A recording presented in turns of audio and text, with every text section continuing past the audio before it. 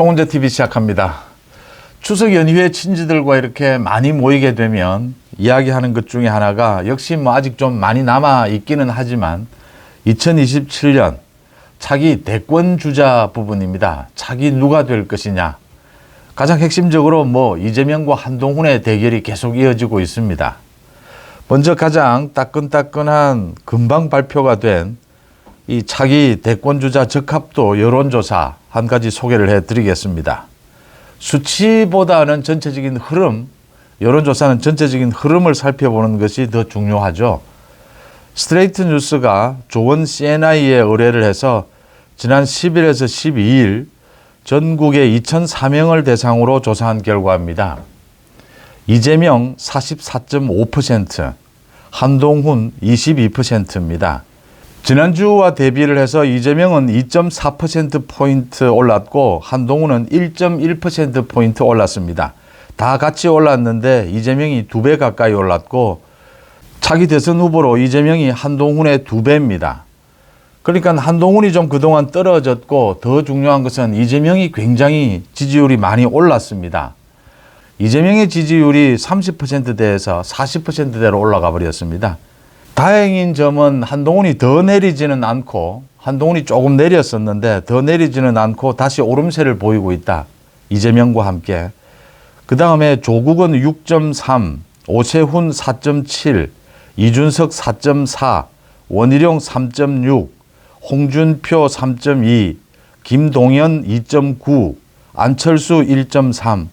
크게 의미 없는 수치들입니다. 오세훈이 조금 오름세를 보이고는 있지만 큰 차이는 아닙니다. 70대 이상에서는 한동훈이 앞서는데 거의 전 세대에서 이재명이 앞서고 더 참 심각한 것은 영남 지역을 비롯해서 전 지역에서 이재명이 앞선다라고 하는 겁니다. 대구와 부산에서도 이재명이 한동훈을 앞서고 있다라고 하는 게 참 놀라운 점이고 전당대회 이후에는 국민의힘이 앞섰는데 이제 그동안 뒤집어져서 지금은 민주당이 앞선다라고 하는 것이고요. 윤 대통령에 대한 지지율은 20%대, 20%대가 위험할 정도다. 이런 것들이 지금 전체 여론조사가 보여주는 전체적인 추세입니다. 윤 대통령의 지지율이 20%대, 20%대가 위험하다. 국정 동력이 살아날 수가 없습니다. 또 한동훈 대표, 지금 한동훈 대표의 지지율이 내렸다라기보다는 이재명의 지지율이 엄청나게 치솟았습니다. 한동훈과 이재명의 지지율이 2배 차이인데 이게 더 벌어지면 한동훈도 위험하다라고 하는 점입니다. 지금 보수 우파에서는 차기 대권 후보로 한동훈 이외에 오세훈 등이 거론이 될 수가 있는데 이 한동훈이 현재로서 만약 무너진다면 국민의힘 여권 전체에서도 좀 위험하다. 다른 대안이 뚜렷하게 있느냐라는 부분. 진보 쪽에서 이재명은 80%의 지지를 받고 있습니다. 그런데 보수, 그러니까 국민의힘 지지층에서는 한동훈이 55.8%만 지지를 받고 있습니다. 70% 정도 됐는데 이게 당정 갈등, 윤한 갈등 이러면서 좀 많이 빠져나가서 55.8%입니다. 참 어려운 상황이 되고 있다. 윤석열 정부나 이 국민의힘 모두 그렇습니다. 일단 이재명의 지지율이 이렇게 치솟고 있는 것은 이재명의 사법 리스크에 대한 반작용입니다. 민주당 내에서 어차피 이재명의 사법 리스크 이걸 정면 돌파해야 한다. 그래서 이재명에게 완전히 몰아주기입니다. 그 다음 또 중도층에 있는 많은 국민들이 윤석열 정부와 국민의힘에 실망을 해서 이재명 쪽으로 가는 이런 경향을 보이고 있습니다. 10월입니다. 10월에 이재명의 사법 리스크 1심 판결이 내려집니다. 지지율이 크게 출렁일 것입니다. 문재인과 문재인 가족에 대한 수사가 본격화됩니다. 지지율이 크게 출렁일 겁니다. 조국은 10월, 11월 구속이 될 겁니다. 이런 상황에서 지금 가장 중요한 것은 국민들의 지지율입니다. 이 여론의 흐름입니다. 지금 국민의힘 윤 대통령 한 대표에 대한 지지율이 과거 어느 때보다 지금 높아야 합니다. 그래야 이 지금 문의조 심판에 굉장히 큰 도움이 되고 문의조 심판 분위기로 갈 수가 있는데 참 안타깝게도 지지율이 높지가 않다. 오히려 내리고 있다라는 게 안타까운 대목입니다. 그러니까 지금 이재명과 문재인, 조국 등은 이 추석 연휴에도 이 국민들의 여론, 자신들의 사법 리스크를 방탄하기 위해서 각종 이런저런 메시지를 내놓고 있습니다. 국민들을 협박하기도 하고 윤석열 정부가 곧 끝날 것처럼 이렇게 이야기를 합니다. 모두 여론을 업고 방탄을 하겠다라고 하는 것이고, 국민의힘 쪽에서는 이제 여론을 업고 문의조 심판을 해야 된다라는 게 현안으로 이렇게 떠오른 이런 상황입니다. 정치에서 또 가장 어려운 것이 기존의 지지층의 요구만 듣고 있을 것이냐, 충실할 것이냐, 아니면 외연 확장에 나설 것이냐, 이 결정하는 것이 어렵습니다. 때로는 기존 지지층을 지키는 것, 그게 필요할 때도 있고, 또 때로는 외연 확장을 해야 될 때도 있습니다. 이게 상반되지 않을 때도 있습니다. 기존의 지지층을 잘 지키는 것이 외연 확장에 도움이 될 때도 있습니다. 참 이런 결정을 하는 것이 힘듭니다.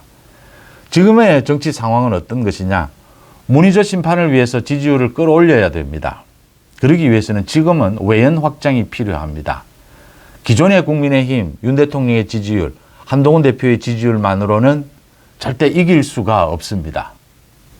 정치는 이기는 정치를 해야 합니다. 선거도 이기는 선거를 해야 합니다. 기존에 정말 콘크리트 지지층이라고 하더라도 지는 당, 지는 정치 집단에 대해서는 결국은 외면하게 됩니다. 정치에서 지지한다라고 하는 것, 선거에서 투표를 하는 이유는 이겨서 정권을 잡아서 또 국정 동력을 회복해서 정치를 잘해서 앞으로도 계속 이 반대편을 제압하면서 이기는 정치, 이기는 선거를 해달라고 하는 요구거든요. 권력을 잡아서. 그걸 하지 못하게 되면 한 번, 두 번 계속 이 실패를 하게 되면 결국은 기존의 이 공고한 지지층도 외면을 할 수밖에 없습니다. 정치가 갖고 있는 속성이죠. 무서운 속성입니다. 여기에서 윤 대통령과 한 대표, 국민의힘은 어떤 결정을 하는 것이 좋으냐? 지금 분명히 위기입니다. 지지율을 끌어올려야 합니다. 어떻게 하면 끌어올릴 수 있겠느냐?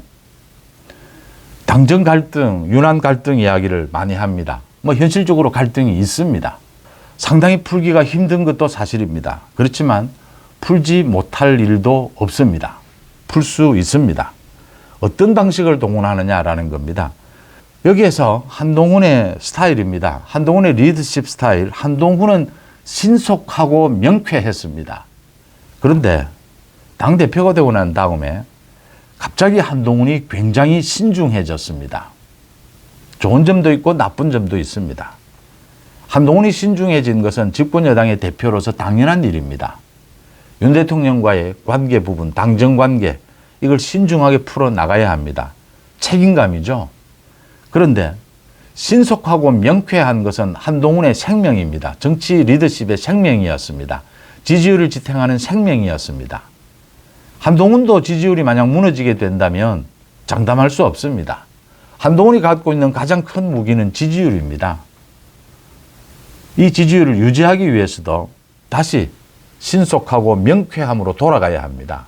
추석 연휴가 지나면 그런 결단을 내려야 합니다.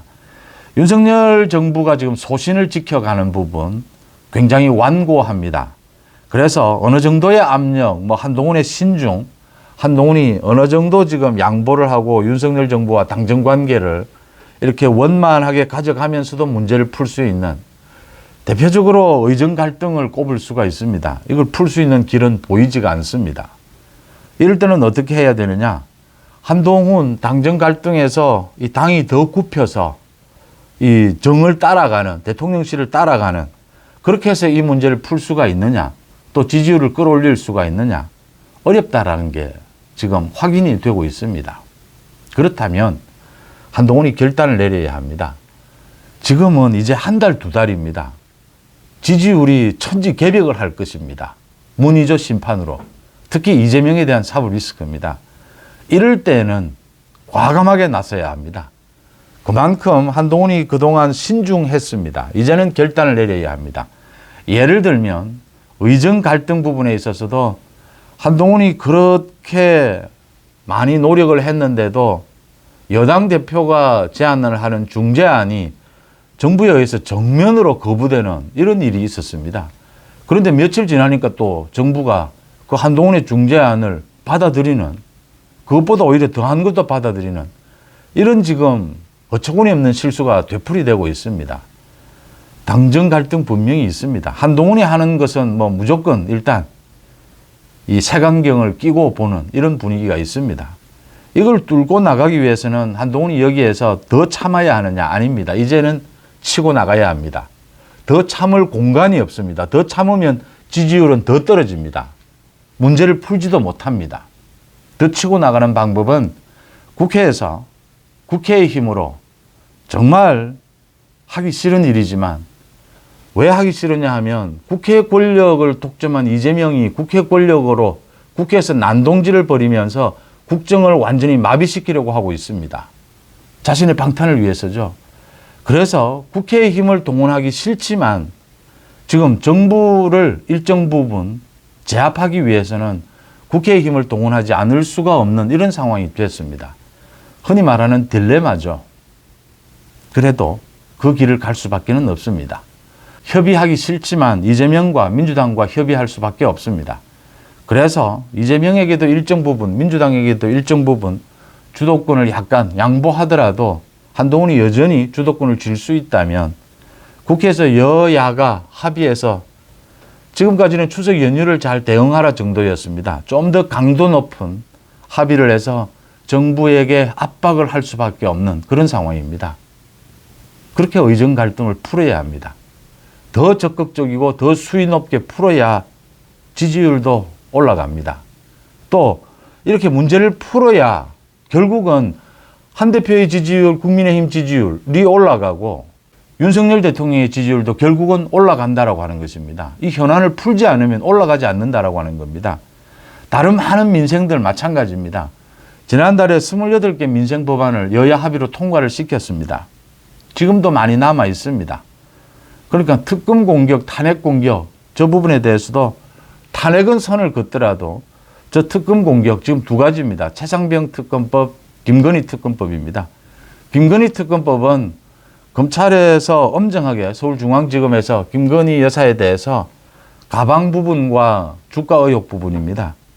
엄정하게 판단을 내려서 기소를 할 게 있다면 기소를 한다면 이 특검 이야기는 더 나올 게 없습니다. 또 김건희 특검은 상당히 최상병 특검에도 김건희 여사가 나옵니다. 윤 대통령도 나옵니다. 그래서 최상병 특검을 놓고 이제 다른 특검, 탄핵 이런 공격을 하지 않는다라고 하는 국회를 그래도 이재명은 뭐 국회를 완전히 정상화시키지는 않습니다. 마지막 몸부림입니다. 뭐 국회를 동원해서. 그래도 어느 정도 정상화한다라는 게 된다면 최상병 특검법을 놓고 제3자 추천으로 협의를 해볼 수도 있습니다. 참 한동훈 대표 입장에서 가급적이면 대통령실과 관계를 좋게 하고 이재명과 민주당의 저 국회 난동질을 제압해야 하는데 어쩔 수 없이 결단을 내려야 하는 상황이 왔다라고 하는 것입니다. 이제 더 이상 미루면 지지율은 더 떨어질 수 있습니다. 위험합니다. 이재명과 민주당에 일정 부분 양보하고 협상을 하더라도 국회에서 여야 협의를 통해서 이 많은 현안들에 대해서 풀어가야 한다. 그래서 정부를 좀 이렇게 견제할 수밖에 없는 상황이 되었다. 또 좋게 이야기하면 보완할 수밖에 없는 상황이 되었다. 그런 결단을 내릴 때가 왔다라고 하는 점입니다. 특히 앞으로 두 달은 이재명의 사법 리스크로 인해서 지지율이 크게 출렁이게 될 것입니다. 그 지지율을 온전히 윤석열 대통령, 한동훈 대표, 국민의힘이 받아 안아야 합니다. 두 달 안에 뒤집어야 합니다. 이 지지율을. 이 위기에서 벗어나야 합니다. 지금 대통령실과 정부는 상당히 이 변화에 둔감합니다. 변하지 않겠다. 변화하는 것에 주저하고 있습니다. 방법이 없습니다. 지금은 한동훈이 참아서 이게 해결될 일이 아닙니다. 치고 나가야 합니다. 결단을 내려야 합니다. 그래야 지지율도 오르고 문제도 풀 수가 있습니다.